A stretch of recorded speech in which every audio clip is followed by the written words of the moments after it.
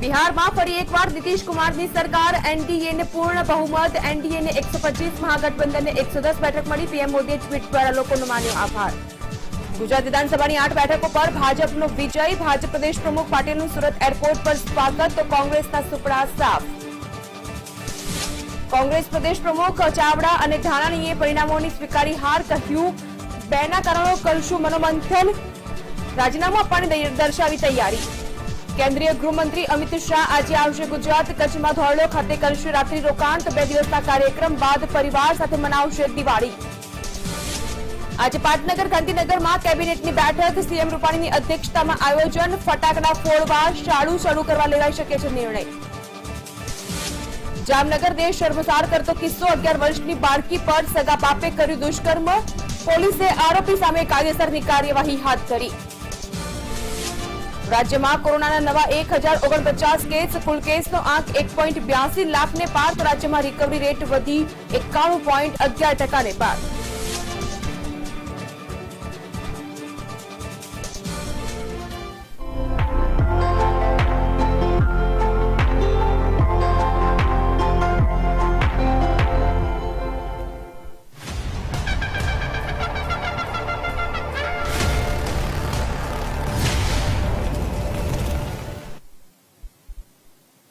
નમસ્કાર, આપ જોઈ રહ્યા છો મંતવ્ય ન્યૂઝ, ટી ટાઈમ ન્યૂઝ સાથે હું છું જાગૃતિ. બુલેટિનમાં સૌપ્રથમ વાત કરીએ હાલમાં જ મળતા અગત્યના સમાચાર, અને આ સમાચાર છે બિહારના ચૂંટણી પરિણામને લઈને. સવારે 4 વાગે એટલે કે મળસ્કે 4 વાગે બિહારનું ચિત્ર સ્પષ્ટ થઈ ચૂક્યું છે, અને ફરી એક વખત બિહારમાં એનડીએને સ્પષ્ટ પૂર્ણ બહુમતી, એનડીએની 125 બેઠક પર જીત થઈ છે, એટલે કે અહીંની જનતાએ વિકાસના કાર્યોને આવકાર્યા છે. મહાગઠબંધન 110 બેઠકો પર અટકી ચૂક્યું છે. આરજેપીને માત્ર 1 બેઠક, તો વળી અન્યોની 7 પર જીત. અને આ સમાચાર આવતાની સાથે જ કહી શકાય કે રાત્રે 3 વાગે એનડીએને મળી બહુમતી. 3ના ટકોરે મેજિક ફિગર પર એનડીએ પહોંચ્યું, અને વધુ એક વખત નીતિશ કુમાર સત્તા ટકાવવા માટે સફળ સાબિત થઈ રહ્યા છે. તો વળી બીજી બાજુ આરજેડીની એકલા હાથે જોરદાર ટક્કર જોવા મળી. આરજેડીને બિહારમાં સૌથી વધુ બેઠક, આ જે રિઝલ્ટ જાહેર થયા છે તેને લઈને સૌથી મોટા સમાચાર. અને બિહારમાં જીતને લઈને વડાપ્રધાન નરેન્દ્ર મોદીએ ટ્વીટ કર્યું, બિહારની જનતાનો આભાર માન્યો, અને તેઓએ પણ કહ્યું છે કે વિકાસના કાર્યો જે ગતિથી આગળ વધી રહ્યા છે, ભાજપના શાસનકાળ દરમિયાન તેને ધ્યાનમાં રાખતા બિહારની જનતાએ વિકાસના કાર્યોને પ્રાથમિકતા આપી છે, વિકાસ તેઓ ઈચ્છી રહ્યા છે, અને તેથી જ તેઓ એનડીએને વોટ આપી એનડીએને જીતાડવામાં બિહારની જનતાનો બહુ મોટો સિંહ ફાળો રહ્યો છે. રાત્રે 3 વાગે જ્યારે ચિત્ર સ્પષ્ટ થયું અને બેઠકોની મત ગણતરી પૂર્ણ થઈ, ત્યારે સ્પષ્ટ ચિત્રમાં એનડીએને પૂર્ણ બહુમતી મળી છે. એનડીએને 125 બેઠક મળી છે, અને આ સાથે જ જીતનો પ્રબળ દાવો વ્યક્ત કરનાર તેજસ્વી યાદવ, કે જેઓ બિહારના યુવાન સીએમ બની શકે છે, તે શક્યતા ઉપર પૂર્ણ વિરામ મુકાઈ ગયું છે. કારણ કે વધુ એક વખત નીતિશ કુમાર તેમની સરકાર ટકાવવામાં સફળ સાબિત થયા છે, અને બિહારમાં એનડીએને ફરી એક વખત જનાદેશ સફળ થયો છે. એનડીએની 125 જેટલી બેઠકો ઉપર ભવ્ય જીત હાંસલ થઈ છે, તો મહાગઠબંધનને ફાળે આવી છે માત્ર 110 બેઠક. જે પ્રકારે બિહારની ચૂંટણી ઉપર સમગ્ર દેશની નજર મંડાયેલી હતી, અને મોડી રાત સુધી પણ આ મત ગણતરી ચાલતી હતી, ત્યારે અસમંજસની સ્થિતિમાં આગળ વધતી હતી. પરંતુ રાત્રે 3ના ટકોરે જ ફિગર ક્લિયર થઈ ગયો, અને જે ચિત્ર સ્પષ્ટ થયું તેમાં એનડીએને ફાળે આવી 125 બેઠક, અને મહાગઠબંધન 110 બેઠક પર અટકી ગયું હતું.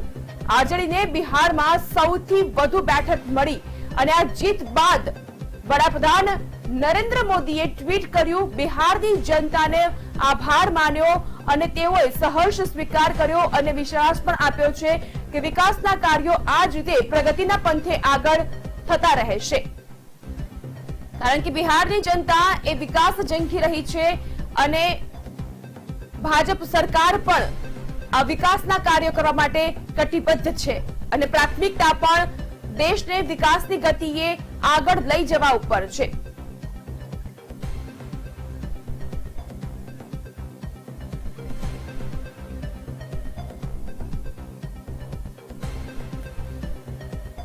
વધુ વિગત માટે જોડાઈ ચુક્યા છે મારા સંવાદદાતા કામેશ. કામેશ, જે પ્રકારના દ્રશ્યો સામે આવી રહ્યા છે, કહી શકાય કે ખૂબ જ સનસનીખેજ સમાચાર, સારા સમાચાર પણ કહી શકાય, કારણ કે અસમંજસની સ્થિતિ ઉપરથી હવે ચિત્ર સ્પષ્ટ થઈ ગયું છે. બિહારમાં એનડીએને સ્પષ્ટ બહુમતી. બિલકુલ જાગૃતિ, ચોક્કસ કહી શકાશે કે બિહારની રાજનીતિમાં સૌથી સનસનીખેજ અને સૌથી મોટા સમાચાર અત્યારે એ સામે આવી રહ્યા છે કે બિહારમાં આખરે રસાકસી ભરેલી ચૂંટણીના પરિણામ જાહેર થઈ ગયા છે અને બિહારમાં ફરીથી એકવાર નીતિશ કુમારની સરકાર બનશે, એનડીએની સરકાર બનશે તે નિશ્ચિત થઈ ગયું છે. સૌથી મહત્વની વાત એ છે કે ગઈકાલે સવારે 8 વાગ્યાથી મતગણતરી શરૂ થઈ હતી. બપોર સુધીમાં પોસ્ટલ બેલેટથી મતગણતરી યથાવત રહી હતી અને ત્યારબાદ સાંજે મતગણતરીનો દોર યથાવત રહ્યો હતો. ખૂબ ઘણી બધી જગ્યાએ વિવાદ પણ થયા, મતગણતરીને આરો અવરોની સ્થિતિ પણ થઈ. ગઈકાલે રાત્રે ચૂંટણી પંચ પણ એક્શનમાં આવ્યો અને ચૂંટણી પંચ દ્વારા પણ તાકીદ કરવામાં આવી અને તમામ બાબતોને અંતે જ્યારે પરિણામ જાહેર થયા ત્યારે સૌથી ચોંકાવનારા પરિણામ સામે આવી રહ્યા છે અને પરિણામ એ છે કે બિહારમાં એનડીએને 125 બેઠક મળી છે. સાથે જ કહી શકાય કે બહુમતીનો આંક જે છે તે એનડીએ સર કર્યો છે એટલે બિહારમાં એનડીએની સરકાર બનશે, બિહારમાં નીતિશ કુમારની સરકાર બનશે તે નિશ્ચિત થઈ ગયું છે. સાથે જ બિહારમાં સૌથી મોટા પક્ષ બાદ બીજા પક્ષ તરીકે આરજેડી ઉભરી આવ્યું છે. આરજેડીને 110 બેઠકો મળી છે. તેજસ્વીનું પણ પ્રદર્શન ખૂબ શાનદાર રહ્યું, છતાં પણ જીત પાસે પહોંચીને તેને હાથતાળી મળી હોય તેવા સંકેત મળી રહ્યા છે. ત્રીજી બાબત, જો ચિરાગ પાસવાનની વાત કરવામાં આવે, એલજેપીની વાત કરવામાં આવે તો માત્ર એક જ બેઠક એલજેપીને મળી છે અને તેને લઈને કહી શકાય કે બિહારમાં એલજેપીનો કચ્ચર ઘાણ વળી ગયો છે એવું ચોક્કસથી કહી શકાય, કારણ કે ગાજા બે વર્ષે નહીં તેવી સ્થિતિ ચિરાગ માટે જોવા મળી હતી, ચિરાગ પાસવાન માટે જોવા મળી હતી. તો બીજી બાબત, અન્ય પક્ષોને પણ 7 બેઠકો મળી છે. સમગ્ર બિહારનું ચિત્ર સ્પષ્ટ, ફરી એકવાર નીતિશની સરકાર બનશે. જી જાગૃતિ. કામેશ, એટલે આ ચિત્ર જે રિઝલ્ટ સામે આવી રહ્યા છે, પરિણામ સામે આવી રહ્યા છે, તેને લઈને એવું તો કહી શકાય કે નીતિશ કુમારની સરકાર ફરી એક વખત સત્તા પર શાસન કરશે. બીજી બાજુ તેજસ્વી યાદવ બિહારના યુવા સીએમ બની શકે છે. હવે તે જે સિચ્યુએશન હતી તેની ઉપર પણ પૂર્ણ વિરામ મુકાઈ ગયું છે. આ પરિણામોને જોતા તેવું લાગી રહ્યું છે. ચોક્કસથી કહી શકાશે જાગૃતિ, કારણ કે જો એક્ઝિટ પોલની વાત કરવામાં આવે ને તો બિહાર માટે થઈને આ ચૂંટણી ખૂબ રસપ્રદ સાબિત થઈ હતી અને ખૂબ ચોંકાવનારા તારણો સામે હતા.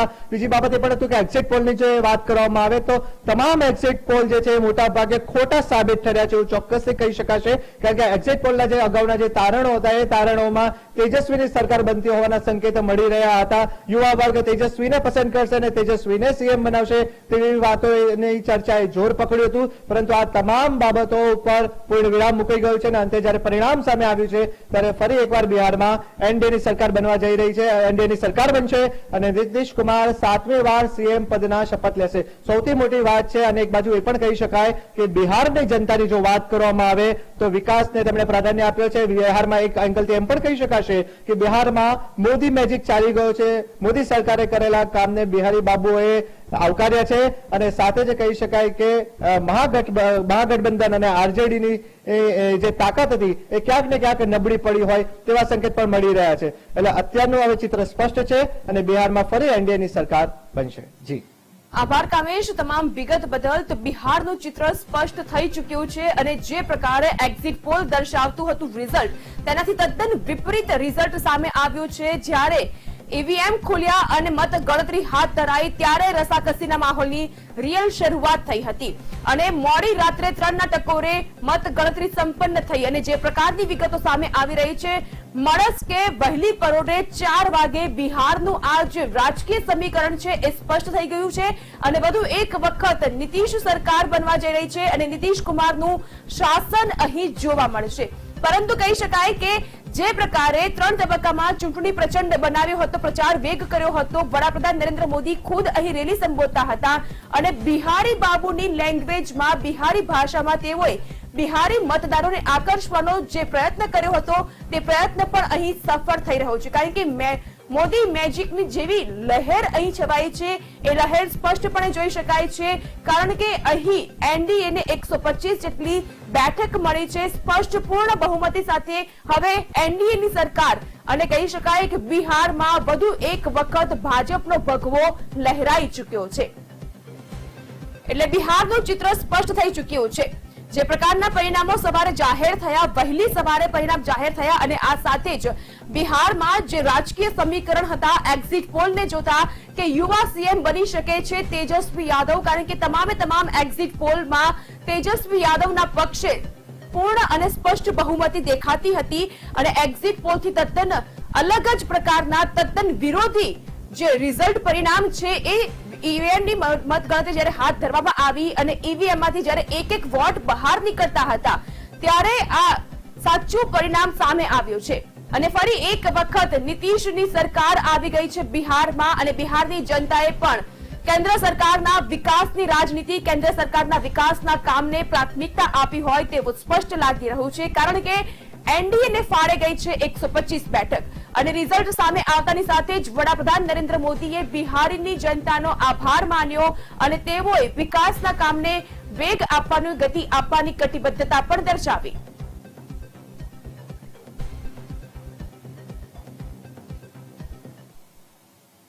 આ સાથે જ દેશની 11 રાજ્યોના ચૂંટણીના પરિણામો પણ જાહેર થઈ ચૂક્યા છે. 10 નવેમ્બર આ દિવસ એવો હતો કે જ્યારે દેશની 11 રાજ્યોની ચૂંટણીના પરિણામો માટેની મત ગણતરી થતી હતી અને આ સાથે જ તમામ 11 રાજ્યોના પરિણામ જાહેર, જેમાંથી કુલ 59 બેઠકમાંથી 40 જેટલી બેઠક ઉપર ભાજપનું કમળ ખીલી ઉઠ્યું છે.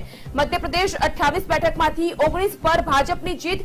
ગુજરાતની તમામ 8 બેઠક ઉપર ભાજપે કબજો જમાવી લીધો છે. ઉત્તર પ્રદેશની વાત કરવામાં આવે તો તમામ બેઠક 6 જેટલી બેઠક અને આ 6 બેઠક ઉપર વધુ એક વખત ભાજપનો ભગવો લહેરાયો છે. એટલે કે મંગળવાર 10 નવેમ્બરનો દિવસ ભાજપ માટે ખૂબ જ શુકનિયાળ સાબિત થયો કારણ કે 59 બેઠકમાંથી 40 જેટલી બેઠક ભાજપને પોતાના અંકે, પોતાના ખાતામાં કરી નાખી છે. અને સૌથી વધુ મહત્વની વાત જો કહીએ તો બિહારમાં એનડીએને પૂર્ણ બહુમતી, બીજી બાજુ ગુજરાતની તમામ 8 વિધાનસભાની ખાલી પડેલી બેઠક ઉપર પેટા ચૂંટણીના પરિણામો પણ જાહેર થયા અને તેમાં પણ ભાજપને સ્પષ્ટ બહુમતી, તમામ 8 બેઠક તેઓએ કોંગ્રેસ પાસેથી ખૂંચવીને, કોંગ્રેસના સુપડા સાફ કરીને પૂર્ણ બહુમતી સાથે ગુજરાતમાં પણ ભાજપનો ભગવો લહેરાયો છે.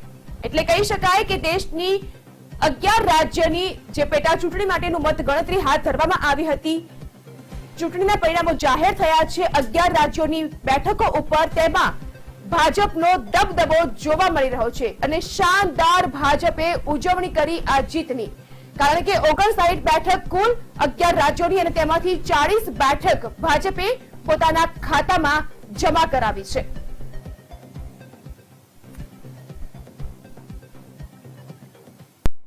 વાત પેટા ચૂંટણીના પરિણામ અંગે.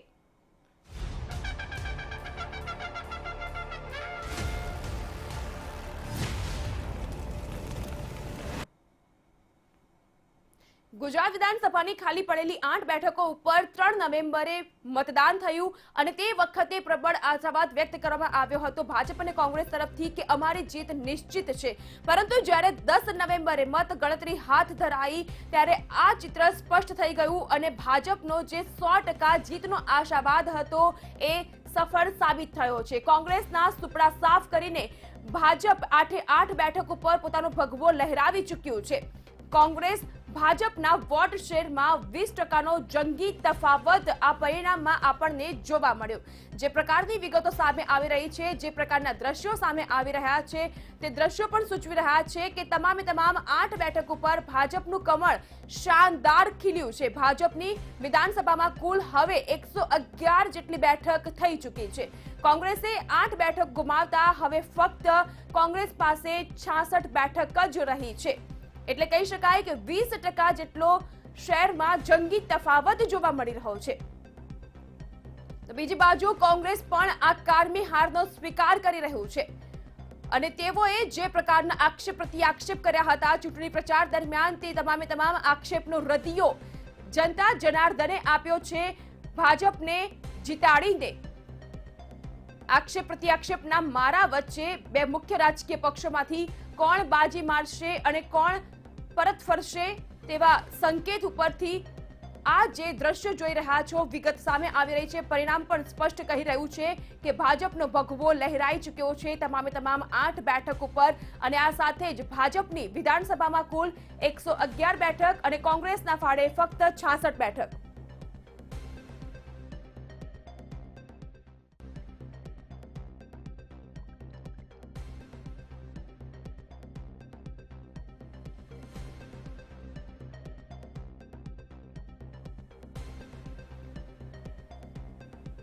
તો 10 નવેમ્બર મંગળવારનો દિવસ ગુજરાત માટે ખુશીનો દિવસ અને આ જીતના વધામણા મોઢું મીઠું કરાવીને ભાજપના કાર્યકર્તાઓએ કરી.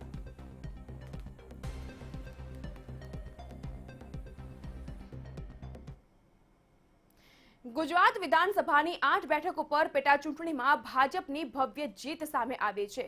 આ ભવ્ય જીત બાદ પ્રદેશ અધ્યક્ષ આવ્યા સુરત ખાતે. સુરત એરપોર્ટ પર તેઓની જીતની ઉજવણી કરવામાં આવી અને શાનદાર અંદાજમાં CR પાટીલનું ભાજપના કાર્યકરોએ ઉપસ્થિત રહીને ઢોલ નગારા સાથે એરપોર્ટ પર તેઓનું સ્વાગત કર્યું. મીઠાઈ ખવડાવીને મોઢું મીઠું કરાવીને આ જીતની ભવ્ય ઉજવણી કરવામાં આવી. ગુજરાત સરકાર પ્રત્યે પણ ખૂબ સારી લાગણી લોકોના મનમાં હતી અને જે કોંગ્રેસ કે જેના આગેવાનો એ એસી રૂમમાં બેસીને બહાર ક્યારેય નીકળ્યા નહીં, એમણે લોકોનો ક્યારેય સંપર્ક કર્યો નહીં, કોરોનાના કપરા કાળમાં પણ એ ક્યાંય બહાર દેખાયા નહીં, એનો રોષ પણ આજે ગુજરાતના મતદાતાઓએ જાહેર કર્યો અને આજે પ્રદર્શિત થયો. આજે જે ભવ્ય જીત એ ગુજરાતમાં 8 સીટ ઉપર મળી છે એના માટે હું ફરીથી ગુજરાતના સૌ મતદાતા ભાઈ બહેનોનો ખૂબ ખૂબ આભાર માનું છું. ગુજરાત વિધાનસભાની પેટા ચૂંટણીમાં ભાજપનો ભવ્ય વિજય થયો છે. ભાજપના કાર્યકરોમાં ઉત્સાહનો માહોલ જોવા મળ્યો. ભાજપના વિવિધ કાર્યાલયમાં કાર્યકરોએ ફટાકડા ફોડ્યા, રંગો સાથે વિજયની ઉજવણી કરી હતી.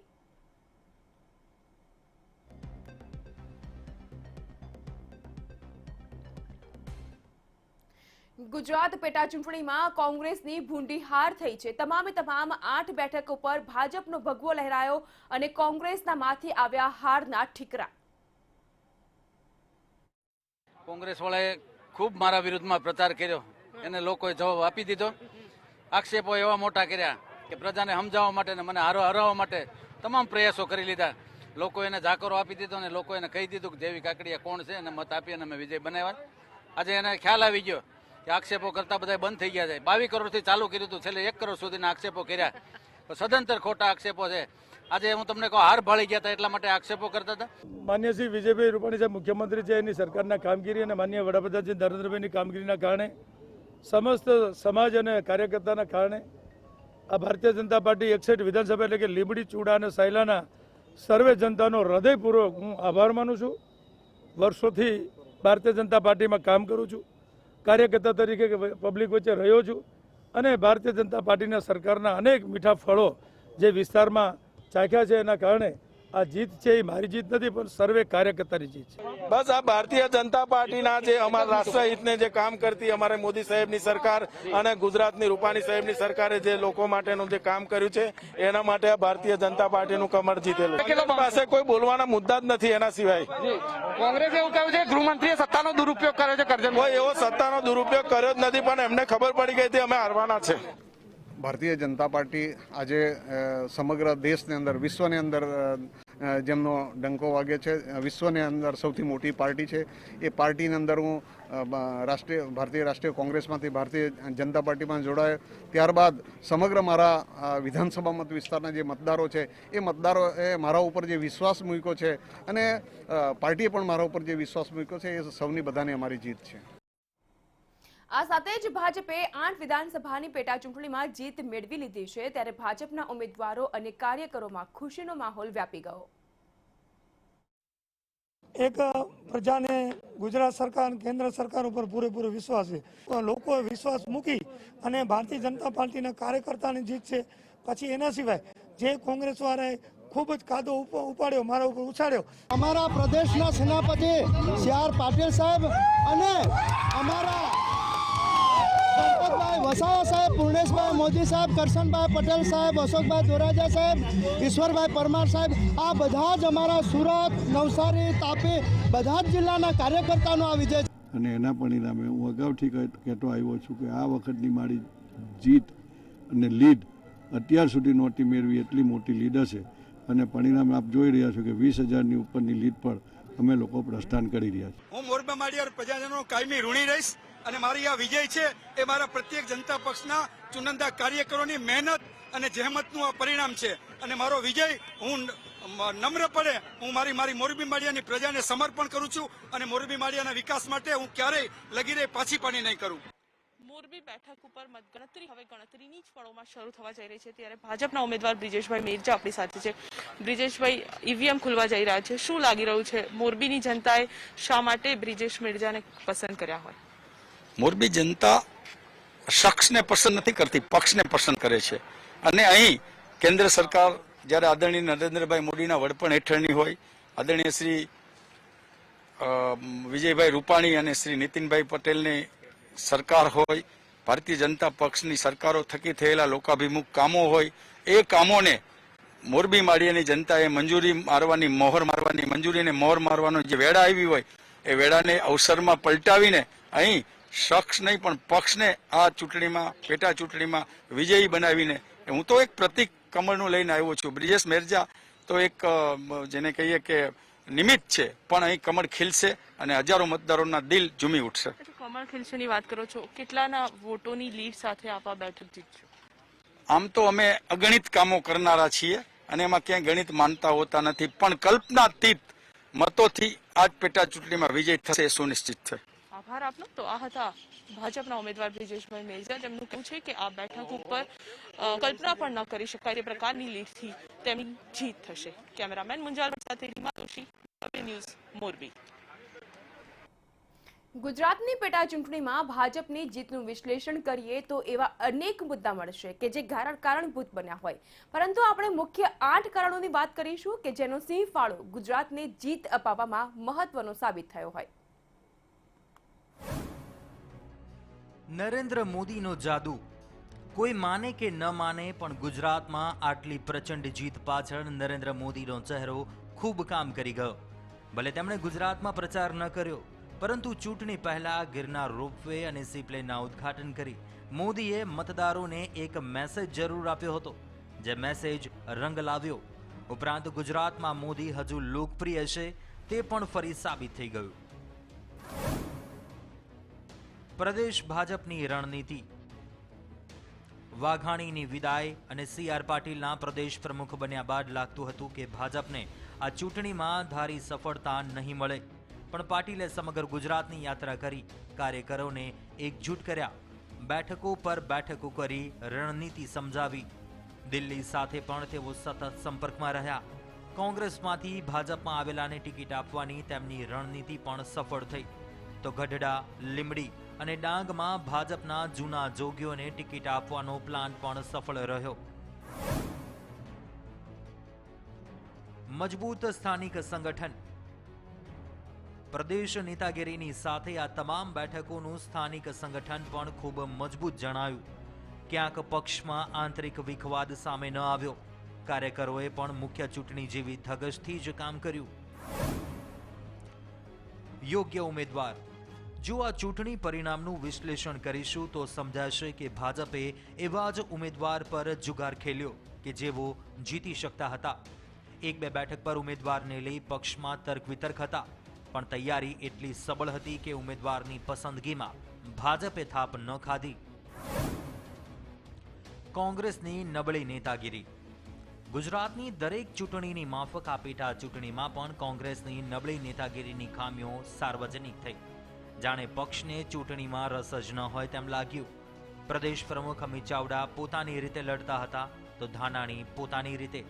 હાર્દિક પટેલના ઠેકાણા ન હતા, તો મોઢવાડિયાએ પોતાનું ધાર્યું કર્યું.